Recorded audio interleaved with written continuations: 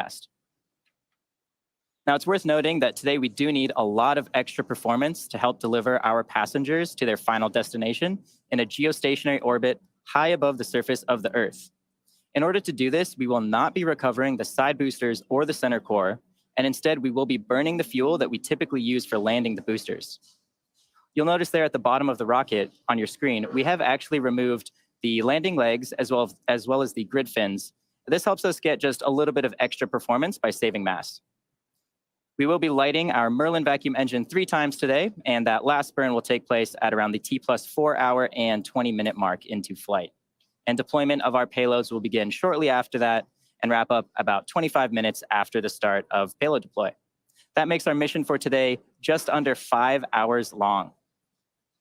Now at T-minus 13 minutes and 30 seconds, all systems are currently a go for an on-time liftoff. The vehicle is nearly fully loaded with propellant. The range is green and ready to support.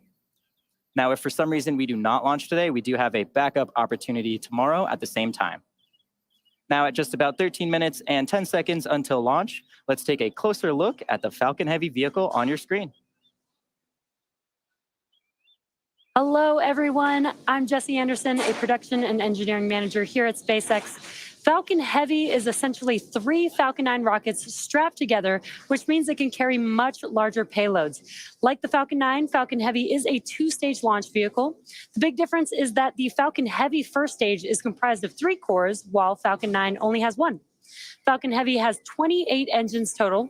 Each one of these boosters has 9 Merlin 1D engines, making for a total of 27 engines across all 3 boosters, and you can see that there on your screen. The 28th engine is a Merlin vacuum engine on the second stage and will power the payload to its final targeted orbit. Altogether, the Merlin 1D engines at the base of Falcon Heavy produce 5 million pounds of thrust. That's equal to 18 747s at takeoff. The engines produce so much power that we don't run them at full thrust all at once until after liftoff. About 3 minutes into flight, the 2 side boosters will separate from the center core.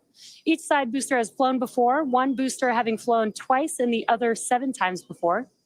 Upon side booster separation, the center core will keep firing for about another minute before shutting down its engines and then perform a standard stage separation from the second stage. Our center core today is flying for the first and only time, and as Atticus mentioned, we will not be attempting to recover our side boosters or center core on today's mission. Now moving towards the top of the vehicle, what you're seeing on your screen on top of the first stage is the second stage, and after they separate from each other, the second stage will propel our payload to its intended orbit. Now you'll notice some gray paint on the second stage today, and that is to help absorb some of the heat from the sun to keep our fuel warm during the long coast flight. And about above the second stage is where our payloads are safely enclosed inside of the fairing. The fairing protects the payload from aerothermal loads, heating, and contamination during ascent. But once we reach the vacuum of space, we no longer need this protection, so we will jettison the fairing as the second stage continues on its journey to orbit. And we will be attempting to recover the fairing halves today with our recovery vessel named Doug. As I mentioned earlier, today's launch is for our customer ViaSat. ViaSat-3 is the first of 3 satellites that will make up a brand new global constellation. And with that, here's a video further explaining our mission and our payload for today. Every mission starts with a vision. Ours is simple and powerful. Break new ground in bringing connectivity where it's needed most. At ViaSat, we attack very, very, very hard problems. But the harder the problem, the fewer people that can do that, and the more interesting it is to us. The story of Viasat as a whole is a great story. We enable connectivity. We say connecting the world, but that has a number of different meanings depending upon the type of customer you are. From an end user like you or me sitting at home needing connectivity to do our homework, or to the connected passenger in an aircraft to the vice president, the president of the United States. Our government customers are global customers. They go wherever they're needed, and they want to have the same type of capabilities everywhere they go. For over 35 years, we've worked tirelessly to get to where we are today, creating satellites with greater capacity to carry more data and handle higher speeds. We've heard a lot of people say it's impossible to do what they're talking about doing at Viasat. You know, a terabit satellite It's not going to happen. And so I'm really excited to say that's not true. In just a few minutes, we will launch the world's highest capacity single satellite into geostationary orbit. With this launch day, we are entering the ViaSat-3 era. We have our first one going up over the Americas. Flight 1 enables us to bring connectivity to the markets here in North America and in South America. Well, the exciting part of ViaSat-3 is the fact that it's not just one satellite. By deploying 3 ViaSat-3s, we will have a near global network that can provide services to virtually the entire Earth. One of the features you'll notice is the very large solar arrays. These enable us to generate well over 25 plus kilowatts of electrical power on orbit. That allows us to generate huge amounts of capacity that is then usable on the ground. The enormous capacity of ViaSat-3 isn't worth nearly as much if that capacity is stranded in areas where there's no demand. Most of the people in the world only live in a very small fraction of the Earth. Yeah, we still want to be able to connect those people when they move from place to place. ViaSat-3 is designed to move our capacity to where the demand is. Our ability to move that bandwidth around and really service those dense spots, that's what our customers are looking for. It's not just evolving, it's really like a revolution, making these big leaps in technology, and that's cool. If you look at the progression from ViaSat-1 to ViaSat-2 to ViaSat-3, ViaSat-3 is actually the smallest satellite we've ever built, despite the fact that it's got multiples of capacity. We took things that were twice the size of a human and brought it down to barely the size of a shoebox. The satellite design process is no longer buy parts and boxes and hook them up. What we wanted was to invest in technology that can really scale. It's not just a new satellite design, it's a new way to build satellites. We've had to reinvent all parts of the system. I want to thank everybody at ViaSat for their role in what we're about to do today. And of course, I want to thank our partners at Boeing. We wouldn't be where we are today without their support. Many of us have spent several years working on this ViaSat-3 Flight 1 America's satellite. Today is the day. With the ViaSat-3 constellation, billions of people can access more of the world, unlocking opportunity for everyone, everywhere, starting now.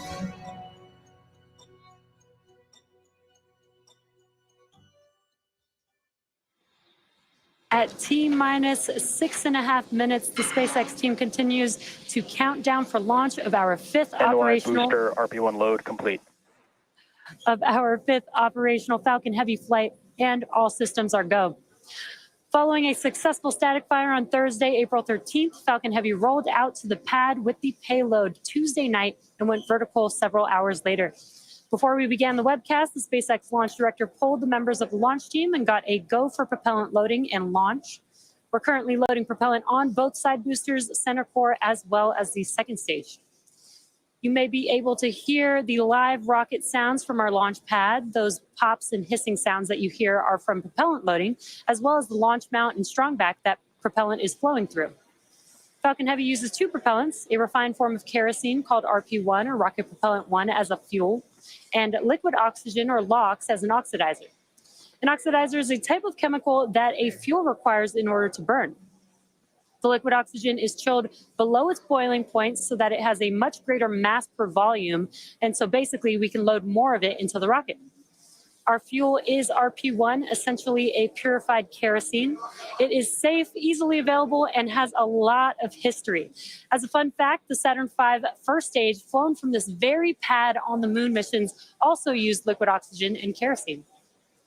And in addition to these two propellants, we also use the chemical TTEB or triethyl aluminum. Heavy tanks are pressurizing for strongback retract.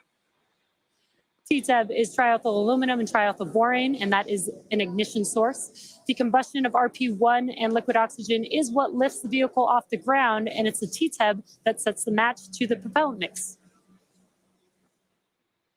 Next up, that truss structure that you see next to the vehicle, known as the strongback, will start to retract. And in preparation for retraction, those clamp arms... Retract in progress.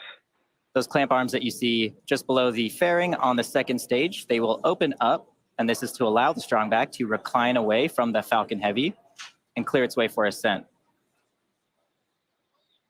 We should be seeing those arms open any second now.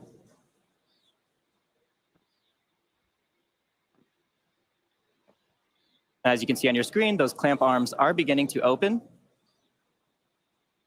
This is in preparation for strongback retraction.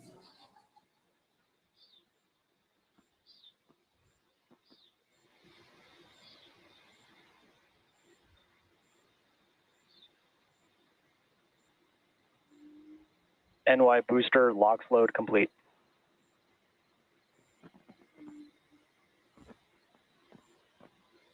As we mentioned earlier, today's launch marks our second Falcon Heavy flight in just 15 weeks. PY booster LOX load complete. And for those of you following along, a lot will happen in the first 4 minutes of flight. First, we will light the two side boosters, followed by the center core. Then about 40 seconds after liftoff, we decrease power on the two side boosters to prepare for max Q, after which Falcon Heavy will throttle back up to full power on the side boosters. 2 minutes into flight, we again reduce thrust on the two side boosters, but this time it's to decrease. Center core LOX load complete. Just hearing some good call outs for prop loading. This time it will be to decrease forces on the rocket structure, as the vehicle will now be much lighter, but thrust will be constant. Around 3 minutes into flight, we fully turn off the side boosters with booster engine cutoff, or what we call BECO. The pneumatic separation system on the center core then unlocks the two side boosters and pushes them away. Once clear of the side boosters, the center core throttles up to full power until the center core shuts down with main engine cutoff, or what we call MECO, and separates from the second stage around the 4 minute mark. And as a reminder, we will not be attempting to land our side boosters or center core today, as the mission requires more performance. From this point on, very similar to a Falcon 9 mission, the side boosters will be making their way back to Earth for a less elegant water landing. The fairing halves will separate, and the second stage will take the ViaSat-3, Gravity Space 1, and Astronos's micro-geo payloads into space. And as we've mentioned before, launch is hard, and Falcon Heavy is no exception. Stage 2 LOX load is complete. We are essentially counting down 3 rockets simultaneously, so our team is going to be conservative in case anything pops up in the last minutes of the countdown. If for some reason we do not launch today, we do have a backup opportunity tomorrow at the same time.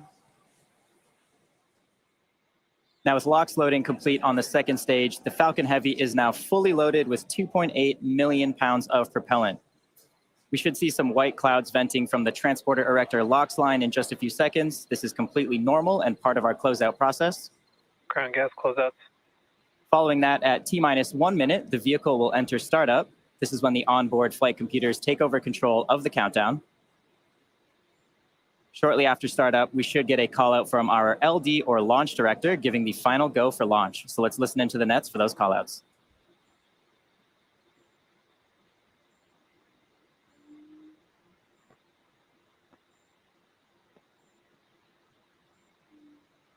Falcon Heavy is in startup.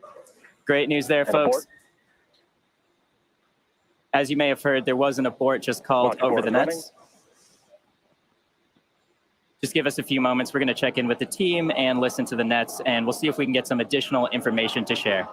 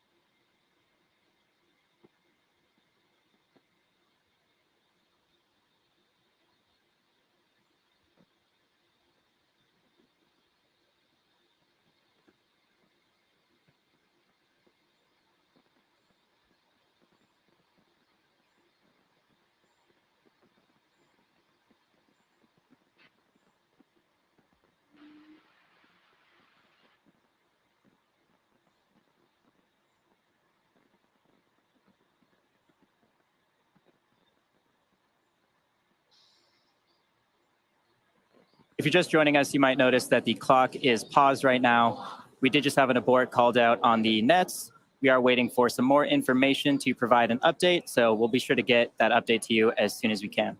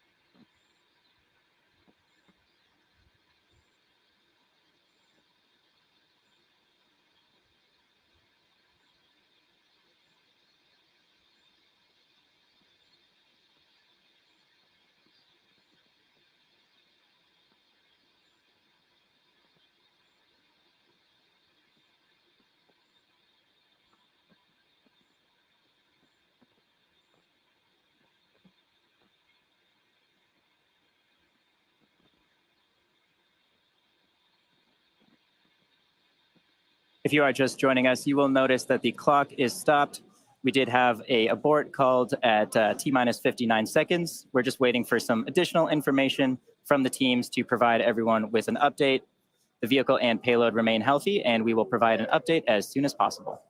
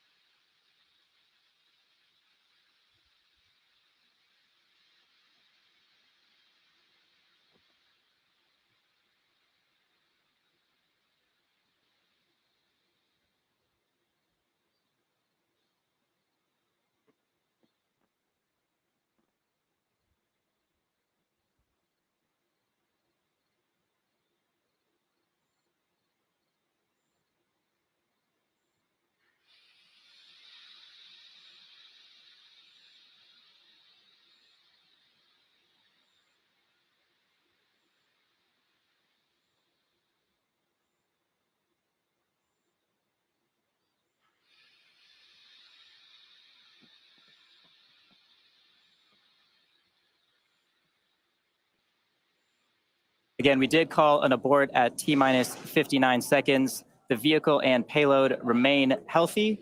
Keep in mind the purpose of the countdown is to help us catch potential issues prior to flight. There are thousands of ways to launch a rocket, and there's only one way that it can go right. Given that, we are overly cautious on the ground, and if the team or vehicle sees anything that just looks even slightly off, they will stop the countdown. Again, the vehicle and payload are in good health, but this will end our launch attempt for today. The next launch opportunity is tomorrow at 8:26 p.m. Eastern Time. Hopefully you'll all join us. Thank you for joining us today, and we will see you next time.